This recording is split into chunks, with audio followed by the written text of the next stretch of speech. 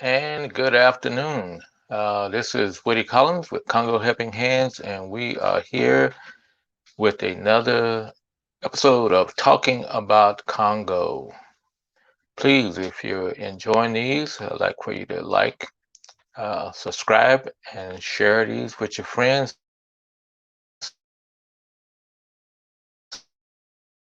so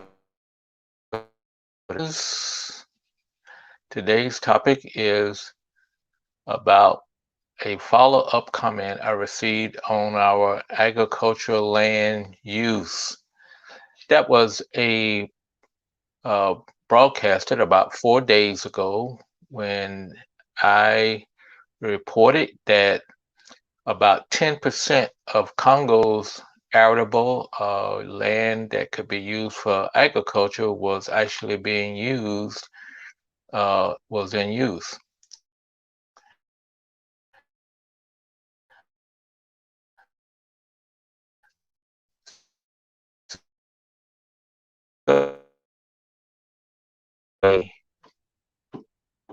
A situation of we're breaking up occasionally, so that's why I'm going to repeat some of this stuff.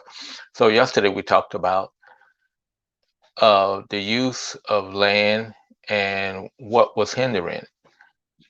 And what I presented yesterday was that it was mechanization. There's not a lot of things being used uh, to mechanize the planting, harvesting, tilling of the land. It was all being done manually. Also, there was a lack of transportation in the Congo. You couldn't get your produce to market, uh, those type situations, because they basically use bicycles to get that. And finally, there was no storage. So today, I'm going to be talking about a comment that I received on the steps that would be necessary to tackle that first problem. And this is from my good friend Lou. Lou pointed out and that it takes progress, uh, that people just did not start using mechanized things. They started out with farming using manual hoes, picks, shovels, and doing everything manually. Then eventually they moved up to animals when they actually had animals being used. And then finally they got to the point where they had mechanized things. And so that's the state that we're in right now in the United States. Everything is done mechanized, and where even now you can have a farmer who has just one. He can do thousands of acres by himself. And as one farmer told me, the tractor virtually drives by itself because they use GPS and they know exactly where the things are at, where it needs to be planted, how deep to plant them, and everything is just just only thing there is to make sure that the machine is running properly and check up on it. But for the most part, it's not is highly mechanized. So let's quickly start over at the beginning of manual. That's the way they're doing it in the Congo now. They have hoes, they're doing all that. But in order to get to the use of animals, as Lou pointed out, you must start growing extra food in order to feed the animals. And that I agree. And that's was some of what I was told on why they don't have chickens in a lot of things. Chickens there are free range. They, go scratch out in the yard or go catch bugs or whatever. They are not being fed natural or organic foods like corn and stuff or cracked corn. And so therefore the chickens are very small.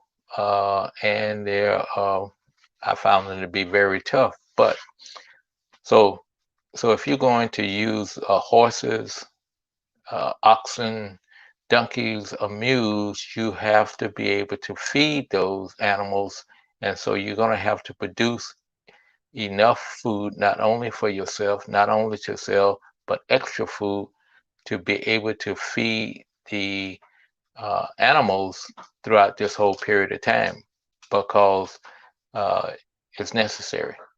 So that's the first step. You're going to have to increase your crop production in order to get to that point where you can actually feed the animals. And somehow you're going to have to figure out how you're going to store it because you're going to have to store it for at least in the Congo for about a 6 months period of time.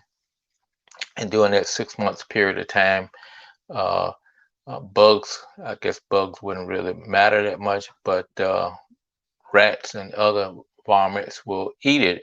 So you're going to have to store it in some way that it is safe for the animals. And then also, you're going to have to have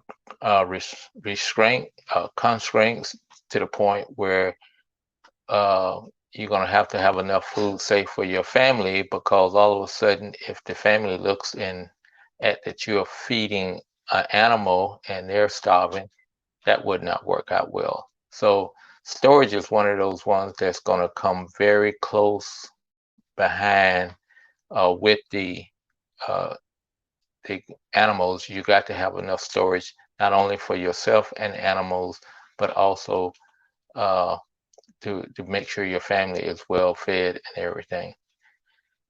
And then, that to me is probably the level that I can see that Congo would strive at it because uh, at the big point is that you can see uh, that being mechanized, that's a lot other things that you have to do. You got to not only have uh, money to buy a tractor, you got to also maintain it with fuel uh, and maintain it. So I've seen that they've bought tractors over in the Congo where they jump where from directly from hand to using a machine. And a lot of the tractors are still was not used for farming. A lot of them are still broken, and because they had no way to number one maintain them and just buy replacement parts for them. I remember once the governor had asked me, could I bring over the next time I come some inner tubes because some of the tractors had the inner tubes went bad, and he needed to have those replaced. You know, so you're going to have to be able to support all those things logistically if you're going to go and have tractors and stuff. So you need to get to the point where you can logistically take care of an animal, and then you can maybe move up to different things. So thank you all for coming on today. I hope it wasn't too bumpy, meaning to say that the internet was cutting in and out. I don't know what's going on with that, but thank you again, and we will talk to you tomorrow at 3 o'clock for another episode of Talking About the Congo. In the meantime, continue wearing your mask, continue washing your hands, and continue socially distancing yourself so that we can get the pandemic under control. So take care, and we'll talk to you tomorrow.